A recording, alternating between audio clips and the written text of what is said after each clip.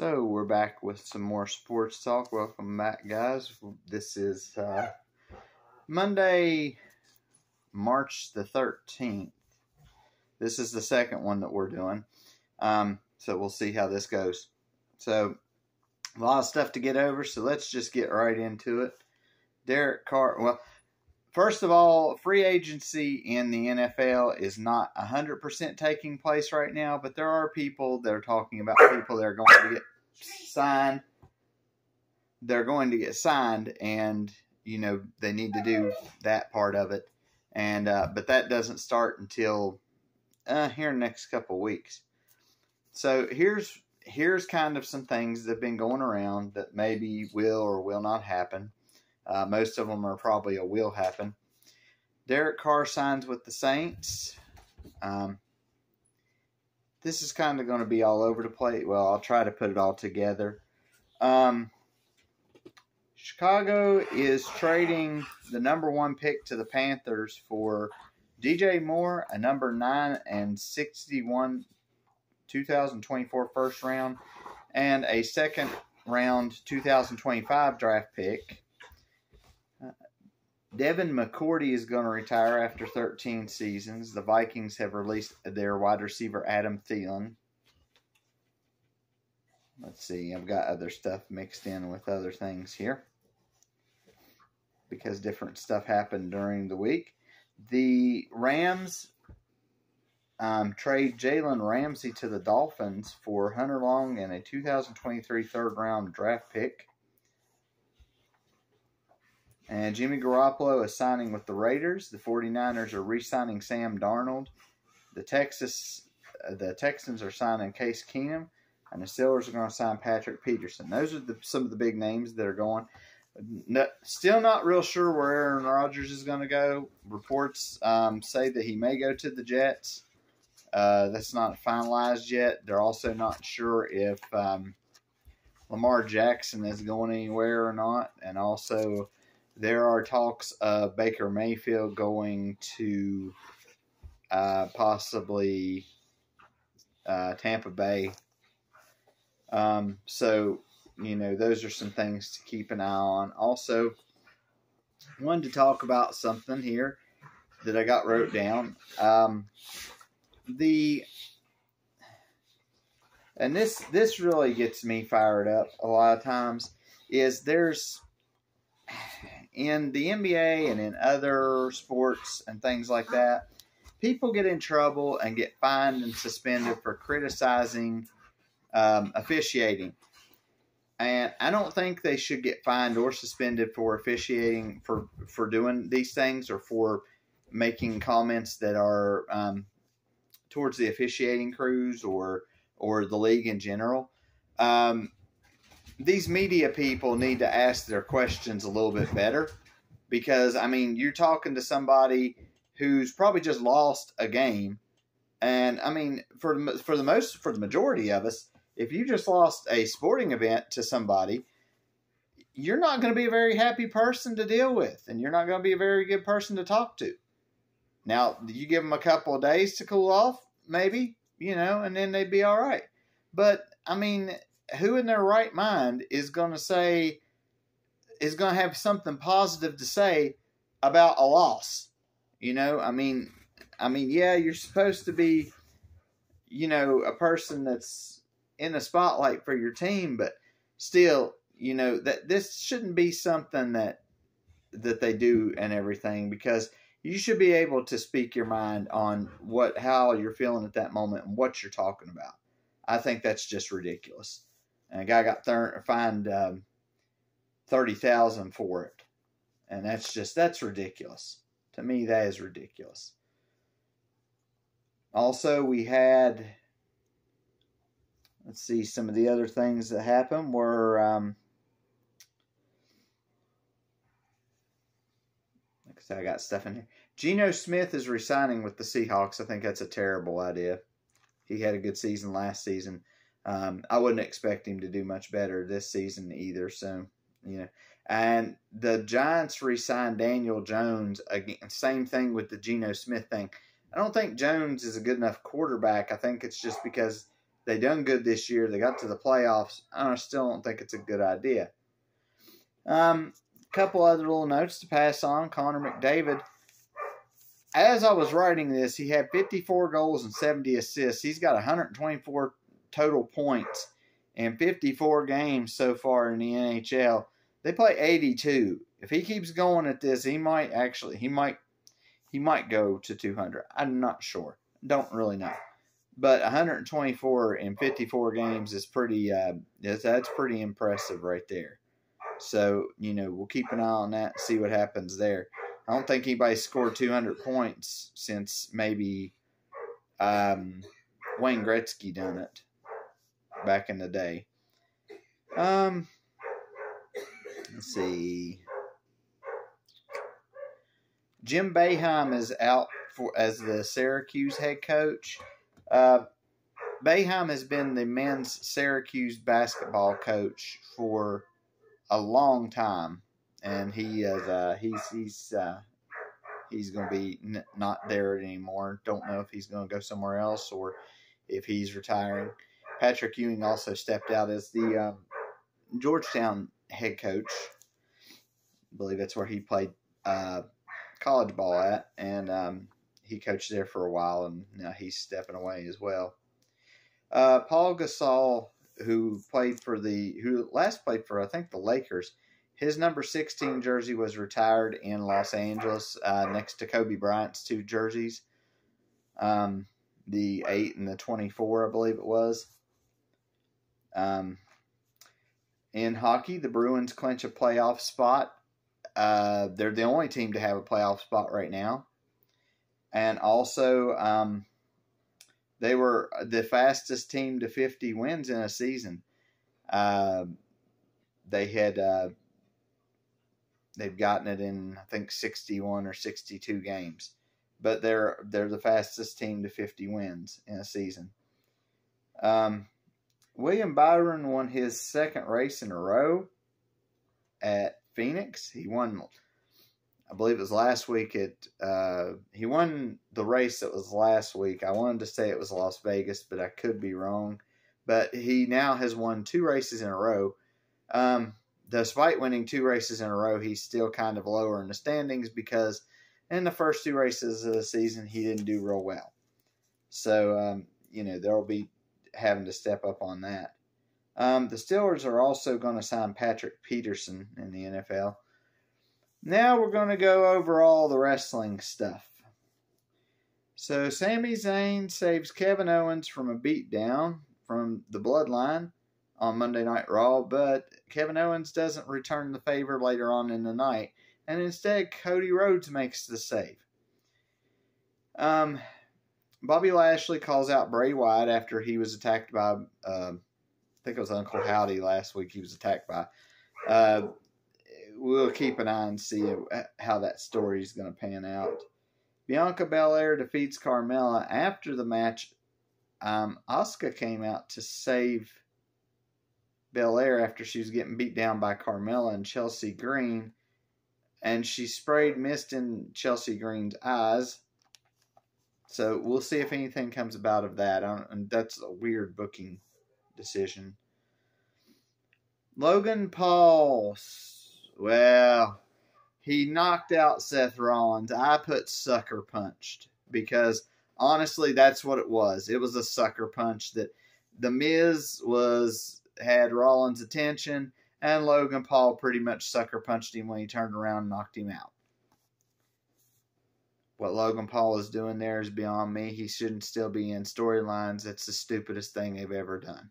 Well, maybe not the stupidest thing, but it's pretty daggone close. It's stupid. It's dumb. Edge jumps Finn Balor during his match closer toward the end of the match, and he speared him, and then he told him that they're not done. John Cena accepts a match against Austin Theory at WrestleMania after saying he wasn't going to accept the match. Mixed reactions from me and from the crowd on this one. Some people want to see it. Some people don't want to see it. I, for one, don't want to see it. I think it's not going to be one of the better matches.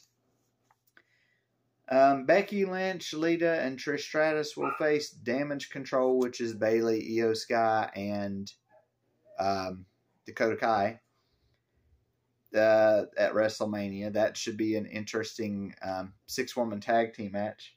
Got word today that may be the main event of WrestleMania's night 1 matches. That may be that main event. It's either going to be that or maybe one of the women's title matches.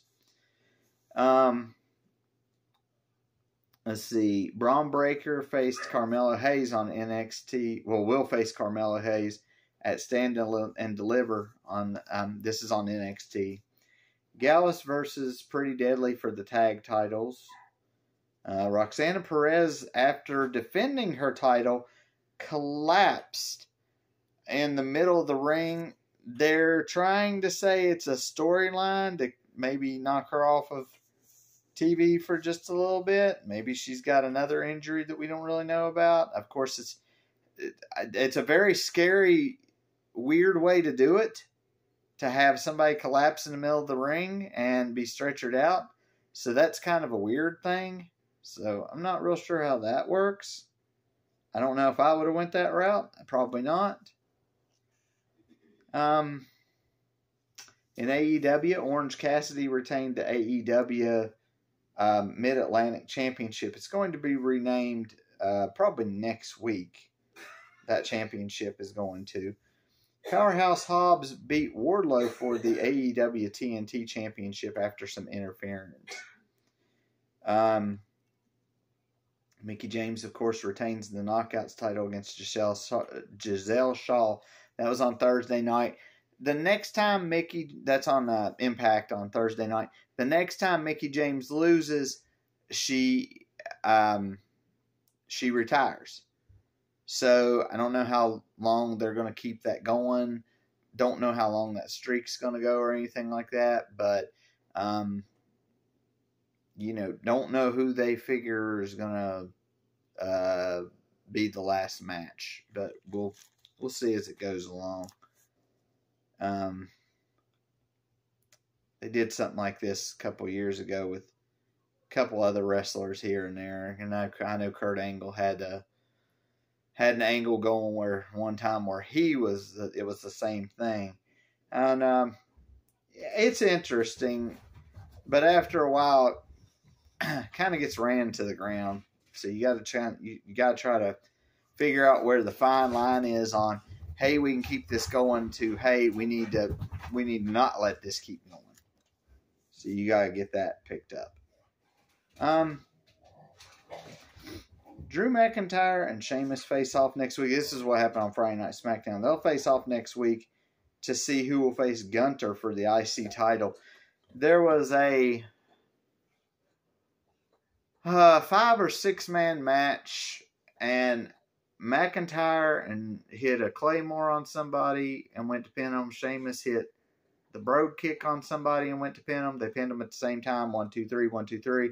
And it was declared a draw, and now they're going to face each other. My thought philosophy is have both of them in a championship match with Gunther and just do a triple threat match. That would solve a lot of the issue. That way, if Gunther wins, he looks strong. Gunther doesn't even have to be involved in the decision if they're looking to protect him. And, one of the other ones can pin the other one. Yeah. There's a lot of variables that can go into a triple threat that can solve any problem that you may have in this scenario, which is not going to be a problem, or shouldn't be a problem. Rey Mysterio he is the first inductee that we have heard that is going to be inducted into the WWE Hall of Fame. A lot of times they do not induct active wrestlers. A case made for Rey. Rey's been wrestling since I was a teenager. And that was back in the late 90s or so. And he's been wrestling then, and he's not slowing down at all, even now. He's not slowing down. The ring work is still good. He can still fly around that ring like nobody's business, And so it's hard to tell how much longer he'll go. He might be like one of the ones like The Undertaker where they just go and go and go and go and go and go and go. So, you might see that. On Friday night on AEW Rampage, a couple of things happened. Chris Jericho, Sammy Guevara, and Daniel Garcia, which are all members of the Jericho, they call it the Jericho Honor Society. They're going to face the Elite, which is the Young Bucks and Kenny Omega, and the House of Black, which is it was Aleister Black in WWE. I think I messed that up last week. Known as Malachi Black now. Him and his other two teammates for the Trios title. There's the Ring of Honor has tag team champions, and it's the Briscoe brothers. One of the Briscoe brothers tragically died in a car accident a few weeks back. So his brother is left to defend the title by himself. And with him defending the title by himself, they just don't want to, I guess, move forward with that or anything. Or they didn't really figure out what to do. So what they're going to do is they're going to do a Reach for the Sky ladder match on March the 31st at their next pay-per-view for new Ring of Honor Tag Team Champions. So that should be pretty interesting. Something I thought would be kind of odd. Another thing that I want to point out, and I didn't have wrote down, is Ruby Soho, which was Ruby Riott in WWE, has aligned herself with Saraya, which is Paige from WWE, and I believe it's Tony. I get them confused. I think it might be Tony Storm. I'm not sure which one it is. But she's aligned herself with those. They are now being called the Outcast. Those WWE talents are now being called the Outcast. So they do have a name now.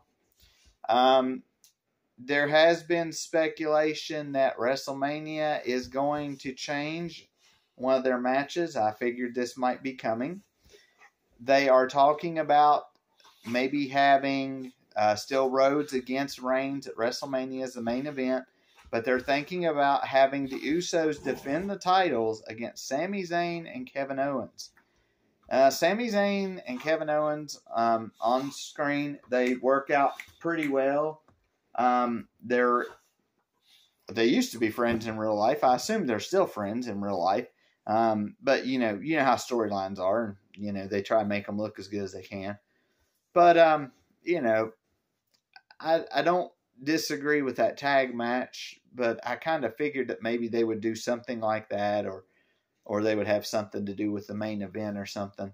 I just didn't know where it would go or where it would come from or anything like that. So, kind of glad to see that match. Kind of interested to see how that match pans out and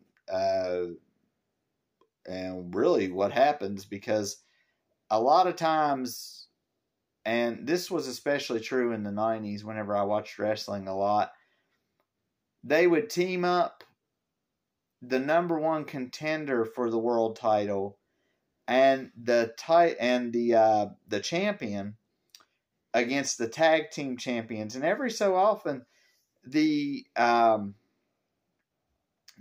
contenders for the championship, for the tag team championship, would win, and then they would go on to face each other at a pay-per-view. So you would have the champion against the number one contender at the pay-per-view, and then they would be tag team champions at the same time as well. That made for some interesting matchups and for some interesting TV. And sometimes it was, sometimes they usually didn't let them have the belts for too long. And, but that's what made it kind of interesting, is the storylines were really kind of interesting that way of, let's pair two people together, see how well they do, against this other team while we're trying to run about two other storylines together, and let's see how it works out. And most of the time it was a pretty good recipe, and it worked out pretty good. So, maybe that's what they'll do here. Maybe, maybe not exactly the same way, but maybe they'll kind of do something like that going forward, and they'll do that, and it'll be kind of interesting. It'll be something that we want to watch. So, the last two things I want to talk about is the NCAA. The March Madness thing is kicking in. The games start tomorrow, which is Tuesday. They'll have the two playing games they'll have two playing games, I think, Tuesday and Wednesday, to see who goes and who makes up the 64 teams. So they'll go from 68 to 64. The women's one is going to kick off as well. The number one seed in the men's is Alabama. The top seed is Alabama.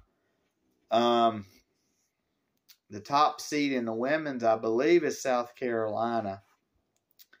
So I never try to pick any of these because normally my bracket just gets tore up in the first round anyway, and I never am able to pick out the right winners. So we'll not go over that. We'll just go over as they keep, as teams keep knocking other teams out. We'll go over those, and we'll go over those as they go, and we'll try to cover both the men and women's brackets as well, and we'll see where we can go from there. I do want you guys to know one thing. I was paying a little bit more attention to a couple of sports this week, and I saw where the Mountaineers got ranked number 9 in one of the regions, and they'll face the number 8 Maryland Terrapins. Whoever wins that one will probably go play Alabama, because I don't see Alabama losing to a 16 seed. It can happen, but I don't see it. Bob Huggins, who usually is a big somebody I kind of criticize quite a bit for things. It said that he had this reaction to the number 9 seed, but it was a positive reaction instead of his usual negative reaction. So kind of want to give him kudos for, he said, there was a lot of games that they should have won. They didn't win because, he didn't blame it on the refs or anything this time. He said, we needed to play better. Good on you. Good on you. Don't blame it on a tough schedule. Don't blame it on the referees. Don't blame it on the committee. For that. And he also said that they were thankful to be there, even if it was as a number 9 seed. So, maybe it'd be all right. I don't know. And usually, like I said, when he opens up his mouth, it's not good. This time it was okay. One other thing I wanted to put out there, and they should be ashamed of themselves. North Carolina men's basketball did not make it to the NCAA tournament. It's probably the first time in years they haven't made it to the NCAA tournament. They were invited to the NIT, the National Invitational Tournament. Yeah, it's not prestigious or anything, and it's not all that great, and it's kind of a consolation prize. But at the same time, North Carolina told them they're not competing. I understand, but that's revenue for your school that's going down the drain. I think that you should still compete if you get invited to that one and you didn't make it to the big one. If you didn't make it to the big playoff, then maybe you should play in the NIT and at least bring the school in some revenue and get some eyeballs on those people, and that way you can recruit and things like that.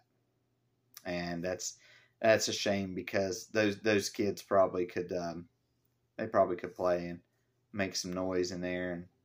And it's especially bad for the seniors because I mean, to go out not being able to play for a national title, but being able to play in some sort of playoff. I mean, it's still good.